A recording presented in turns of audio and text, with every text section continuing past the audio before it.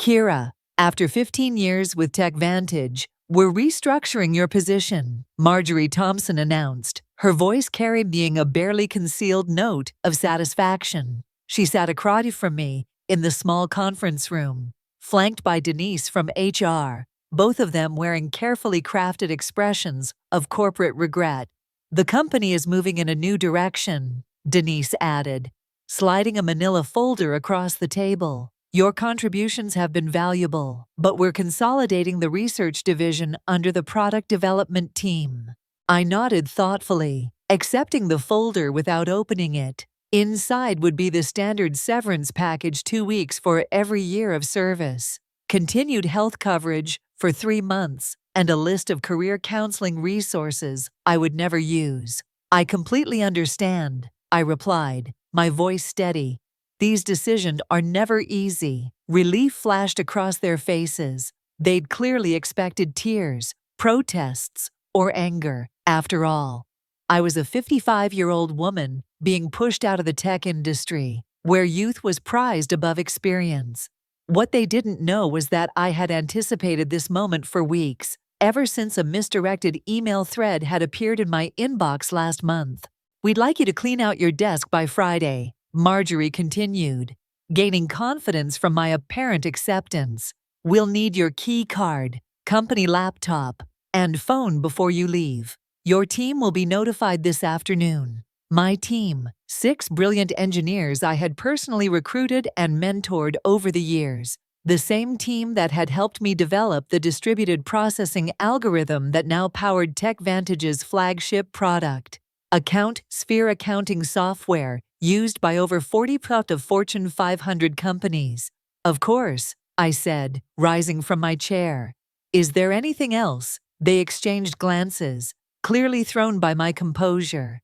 Marjorie recovered first. That's all for now. Thank you for making this professional. As I walked back to my office, I passed the glass-walled conference room where the executive team was meeting. Through the transparent barrier, I could see CEO Victor Lawson gesturing animatedly at a PowerPoint presentation titled Q3 Revenue Projections. The same Victor Lawson who had taken credit for my algorithm at last year's industry conference. Referring to me only as one of our research team members, I closed my office door and pulled out my personal phone, sending a single text message. It's happening. Friday is my last day. The response came immediately. Perfect timing. Contracts are ready. Dinner tonight to finalize details. I smiled as I looked at the calendar on my desk. Today was Wednesday. Friday, I would leave TechVantage for the last time, and Monday would be fascinating. That evening, I met Gregory Sullivan at Meridian,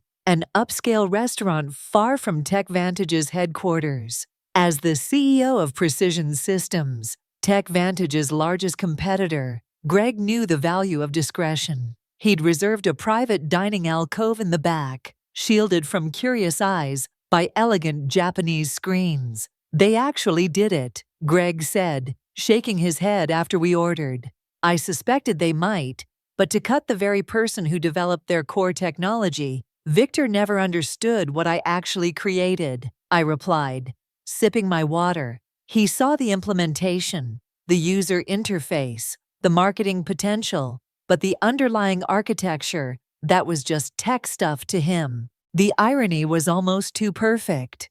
3 months ago, I discovered the patent application for my distributed processing algorithm had never been filed by TechVantage's legal team, an oversight. They'd claimed when I inquired. They'd assured me they'd handle it immediately. But something about their response had seemed off, prompting me to check the company's internal documentation. That's when I founded a strategy memo outlining plans to claim the algorithm as company-developed technology without specific inventor attribution. They'd planned to push me out before securing the patent, knowing intellectual property developed by employees typically belonged to the company. What TechVantage didn't know was that I'd already been working on refinements to the algorithm on my own time, using my personal equipment. Those improvements, which dramatically increased processing efficiency by 43%, weren't covered by my employment agreement. I'd quietly filed for a patent under my own name last month, fully documented with timestamps and development logs that clearly showed the work was completed outside of company time. The patent had been granted with remarkable speed, thanks to Greg's introduction to a top-tier IP attorney. All the paperwork is finalized, Greg said now, sliding a folder across the table. As soon as you sign, Precision Systems officially acquires exclusive licensing rights to your patent. The press release goes out Monday morning, announcing you as our new Chief Innovation Officer. I reviewed the documents carefully, though I'd already memorized the key terms: a 7-figure signing bonus, substantial equity in Precision Systems, and ongoing royalties from all products using my algorithm. What do you think Victor's face will look like when he realizes what's happened? Greg asked, unable to hide his satisfaction at the prospect. I'm more concerned about my team, I admitted. They don't deserve to be caught in the fallout, Greg nodded. Already addressed. We have positions for all 6 of them, if they're interested, senior roles, with significant raises. I signed the final page and closed the folder. In one elegant move, I had secured my future, protected my team, and gained recognition for my work. To new beginnings, Greg said, raising his glass. And to owning your own value, I added, clinking my glass against his. Thursday and Friday passed in a blur of exit interviews, knowledge transfer meetings, and saying goodbye to colleagues. I maintained my professional composure throughout, even as rumors spread across the company. Administrative assistants gave me sympathetic glances in the hallways. Junior developers approached awkwardly, asking if I'd provide LinkedIn recommendations before I left. I documented everything meticulously, every project, every password, every process, knowing full well that TechVantage would soon discover just how thorough they needed me to be. My decision to leave comprehensive transition notes wasn't kindness. It was evidence that I had acted in good faith while the company had not. During my final exit interview on Friday afternoon, Denise from HR went through the standard checklist with mechanical efficiency. You understand that any intellectual property developed during your employment remains the property of TechVantage, she stated, pushing a non-disclosure agreement across the table. Of course, I replied pleasantly. Anything developed within the scope of my employment, using company resources, during company time. I emphasized those qualifiers slightly, but Denise was too busy checking boxes to notice. And you affirm you have no copies of proprietary company information. I have taken nothing that belongs to TechVantage, I confirmed truthfully. The patent was mine, after all. As I packed the personal items from my desk, family photos, a collection of conference badges, marking 15 years of industry events, the coffee mug my team had given me last Christmas, Marjorie stopped by, leaning against my doorframe with artificial casualness. I just wanted to check that everything's clear for your departure, she said, watching me place items into a cardboard box. Crystal clear, I replied, wrapping a small award I'd received for the very algorithm now at the center of my plans. The irony wasn't lost on me as I carefully placed it between layers of tissue paper. You know, Kira, these restructuring decisions are never personal, Marjorie continued. Victor feels the company needs to move in a more youthful direction. I looked up, meeting her gaze directly. I understand completely. Business is business. Something in my tone made her pause. For a brief moment, uncertainty flickered across her face, but she quickly dismissed it. What could a soon-to-be unemployed 55-year-old woman possibly do? Will you be taking some time off? She asked, an artificial note of concern in her voice. Actually, I already have something lined up, I replied. I start Monday. Oh, surprise crossed her features. That's fast. Anything interesting? I smiled. Very. A leadership position. I'm quite excited about it. She nodded absently, already mentally moving on to other matters. Well, good luck with that. As I walked out of TechVantage's glass headquarters for the final time, key card surrendered, and personal belongings in tow. I took a moment to look back at the building where I'd spent 15 years of my career. On the top floor, I could see the executive conference room lit up for an evening meeting, likely discussing how to redistribute my responsibilities among younger, less experienced, and significantly less expensive staff. Little did they know that, in less than 72 hours, that same room would be hosting an emergency crisis meeting instead. Monday morning dawned bright and clear. I dressed carefully in my new charcoal suit, a power outfit I'd purchased specifically for this day. The Precision Systems town car arrived precisely at 7:30 a.m. to take me to their headquarters, where I'd start my first day as Chief Innovation Officer. The press release went live at 7:00 a.m. Greg informed me as I settled into my new corner office with floor-to-ceiling windows. Industry newsletters are already picking it up. I've got the communications team monitoring reactions. The announcement had been crafted with strategic precision. Precision Systems acquires exclusive rights to revolutionary processing algorithm. Welcomes creator Dr. Kira Jennings as Chief Innovation Officer. It detailed my background, emphasized my role as the sole inventor of the patented technology, and outlined how Precision Systems would be integrating the algorithm into their next generation of products. Most importantly, it clearly stated that any company currently using the technology would need to negotiate licensing agreements with Precision Systems moving forward. At precisely 9:15 a.m., my phone lit up with the first text from my former team at TechVantage. "Complete chaos here. What did you do?" It was from Miguel, my lead developer. I smiled, typing back, "Check your personal email. All 6 of you have offers waiting." Meanwhile, 8 miles away, at TechVantage headquarters, the scheduled Monday morning executive meeting was undergoing a dramatic transformation. According to Miguel's play-by-play updates throughout the morning, Victor had arrived at the office to find the company's general counsel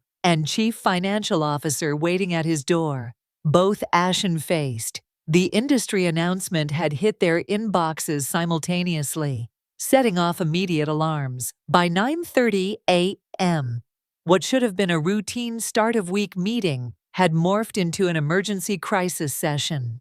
Board members were calling in remotely. The legal team was frantically reviewing my employment contract and the documentation around the algorithm's development. "They're pulling every file with your name on it," Miguel reported. "Someone just wheeled in all the servers from the research division for the tech team to analyze." And I could picture the scene perfectly. Victor pacing the conference room, demanding explanations from Marjorie and the legal department. The stock would already be responding to the news. Investors hated uncertainty, and the announcement had created plenty of it. At 10:45 a.m., I received an email from Victor himself, the desperation practically emanating from my screen. "Kira, there appears to be a misunderstanding.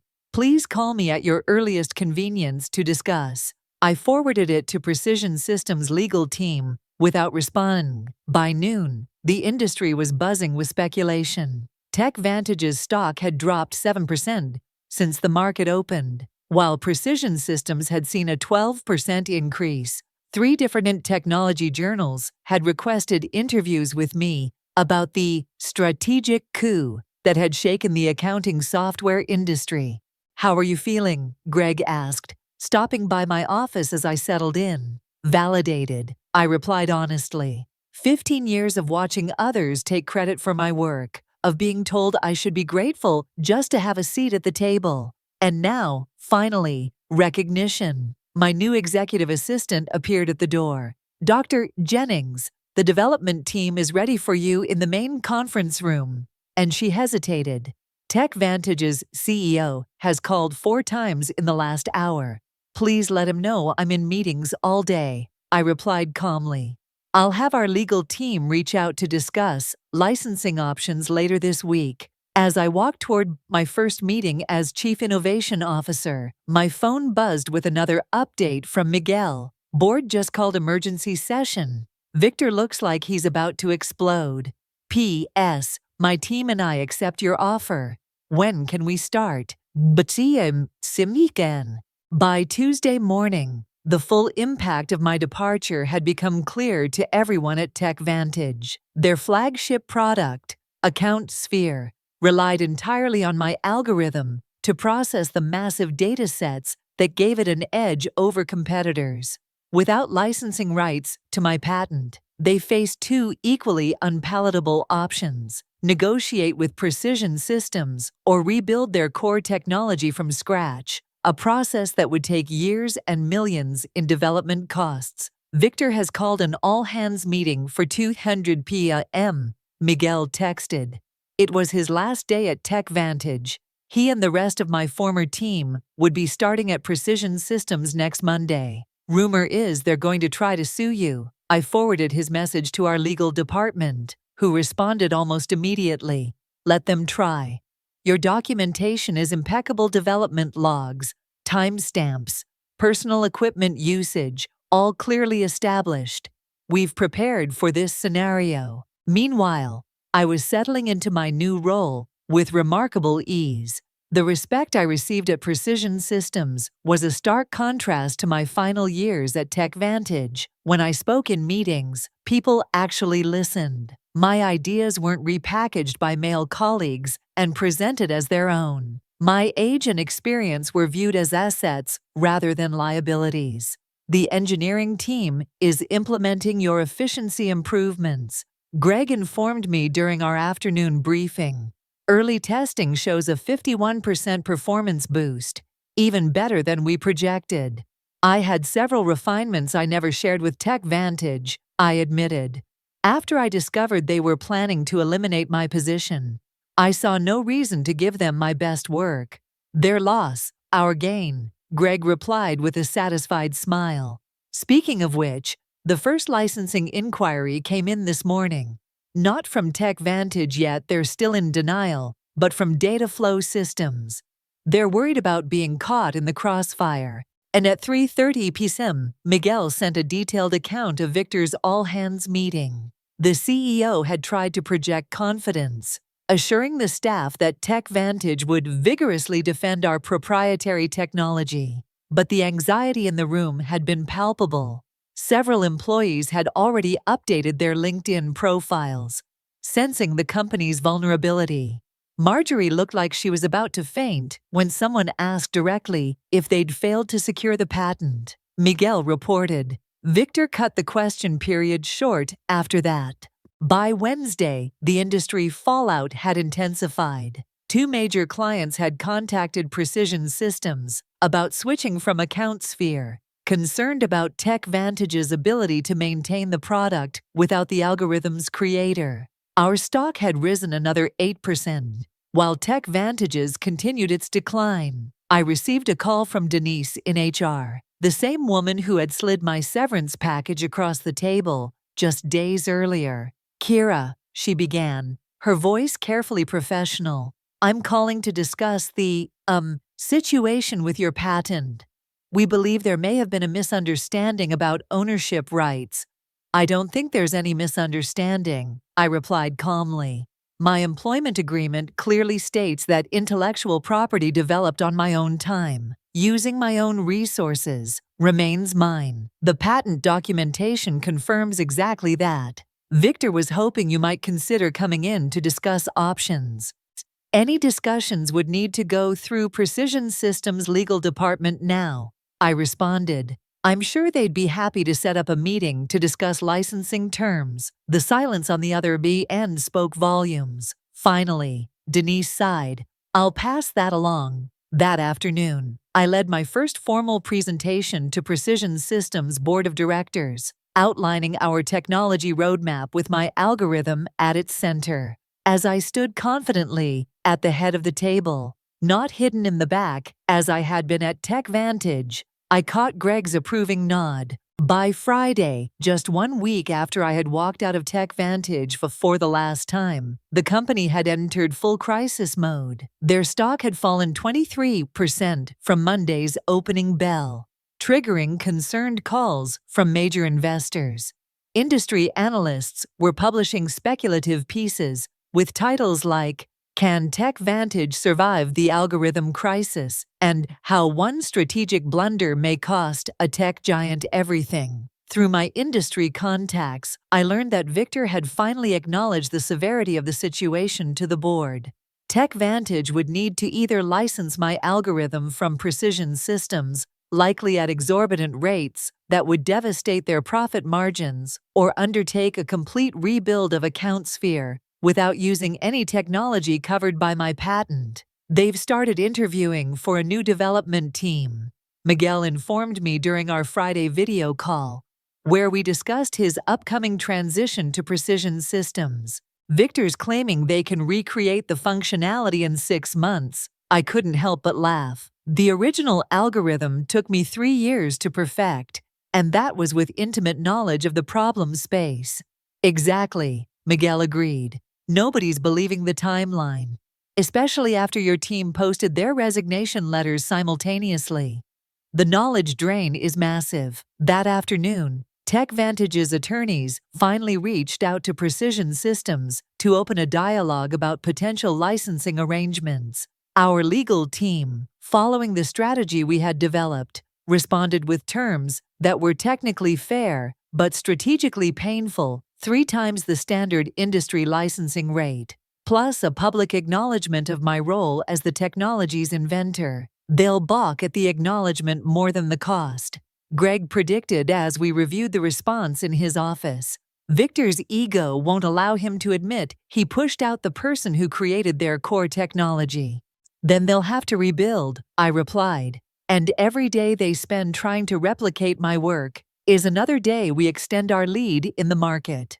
The following Monday morning, 10 days after my unceremonious dismissal, I led the first meeting with my newly assembled innovation team, which included Miguel and the other 5 engineers from TechVantage. The energy in the room was electric as we mapped out the next evolution of my algorithm. "This is how development meetings should be," commented Anita, one of my former team members. At TechVantage, we spent half our time explaining basic concepts to executives who wouldn't listen anyway. That's the difference between being valued and being seen as replaceable, I replied. Here, your expertise is recognized. As we wrapped up the productive session, my assistant appeared at the door, Dr. Jennings. There's been a significant development with TechVantage. Their board just announced an emergency leadership change. Victor Lawson is stepping down, effective immediately. The news spread quickly. Within hours, industry publications were reporting that TechVantage's board had lost confidence in Victor's leadership following the patent oversight that threatened the company's flagship product. Marjorie Thompson was also out, along with the head of legal, who had failed to properly secure the patent. That evening, I received an unexpected email from Richard Donovan, TechVantage's newly appointed interim CEO. Unlike Victor's desperate message from the previous week, this one was straightforward and respectful. "Dr. Jennings, congratulations on your new position. I've been brought in to help TechVantage navigate the current situation. I'd like to discuss a fair licensing arrangement for your patented technology. We're prepared to acknowledge your contributions publicly and make appropriate amends for the oversights of previous management. Would you be available to meet next week?" I forwarded the email to Greg, adding a simple note, "Phase 1 complete." His reply came quickly. "Beautifully executed. The board is celebrating your first major victory for Precision Systems. Looks like TechVantage is finally learning an expensive lesson about valuing innovation and innovators." 3 months after my departure from TechVantage, I sat on the stage at the National Technology Innovation Conference, preparing to deliver the keynote address. The audience was filled with industry leaders, technology journalists, and aspiring developers, many of whom now knew my story. And now, I'm pleased to introduce our keynote speaker, the conference organizer announced, Dr. Kira Jennings, Chief Innovation Officer at Precision Systems and creator of the distributed processing algorithm, that has revolutionized data handling across multiple industries. The applause was substantial as I approached the podium. What a difference a few months could make. Last year, I had attended this same conference as part of the Tech Vantage delegation, seated in the back while Victor gave a presentation about his company's innovations. "Thank you," I began, surveying the attentive faces. "Today, I want to talk about innovation, ownership, and the importance of properly valuing intellectual contributions, regardless of where they come from." My presentation detailed the technical aspects of my algorithm, but also touched on the broader issues of recognition and respect in the technology sector. Without directly mentioning Tech Vantage, I emphasized the importance of companies protecting their innovators rather than seeing them as replaceable resources. Afterward, during the reception, several young women engineers approached me, seeking advice and mentorship. One of them, barely 30, confided, "Your story changed how I document my work. I started keeping detailed logs of my development process on personal time." "Smart," I replied. "Your innovations deserve protection." As the evening concluded, I checked my phone to find an industry news alert. Tech Vantage had finally announced the licensing agreement with Precision Systems, acknowledging me by name as the algorithm's creator. Their stock had stabilized, though at a significantly lower valuation than before my departure. 1 year to the day after being told to clean out my desk, I sat in my spacious office at Precision Systems, reviewing the quarterly innovation report. Under my leadership, the company had released 3 groundbreaking products built on my algorithm, capturing significant market share from Tech Vantage and other competitors. A knock at my door interrupted my analysis. It was Greg, holding a bottle of champagne and 2 glasses. "Happy anniversary," he said, setting the glasses on my desk. "The board asked me to share the news with you personally before the public announcement. Precision Systems has officially surpassed Tech Vantage in market valuation for the first time in company history." I smiled, feeling not triumph, but a quiet satisfaction. That's what happens when you value innovation properly. As Greg poured the champagne, my assistant delivered a sleek envelope. Inside was an invitation to speak at Women in Technology's annual Leadership Summit. The topic, "Owning Your Intellectual Value: How Proper Documentation Changed an Industry." "You've become something of an icon, you know," Greg commented, noticing the invitation. The story about the executive who didn't recognize what she had until it was gone has become a cautionary tale in corporate boardrooms. Richard Donovan, who had remained as Tech Vantage's CEO after the crisis, had implemented sweeping changes in how the company recognized and rewarded innovation. Their new policies on intellectual property protection and inventor recognition were reportedly modeled after the program I had established at Precision Systems. "It was never about revenge," I said, raising my glass in a toast. "It was about recognition, about showing the industry that innovation isn't anonymous. It comes from real people who deserve real credit." "To proper recognition," Greg agreed, clinking his glass against mine. As the afternoon sun streamed through my office windows, I reflected on my journey. At 56, I had finally found what had eluded me throughout my career, not just success, but acknowledgement. My name was now permanently attached to the algorithm that had changed an industry exactly where it belonged.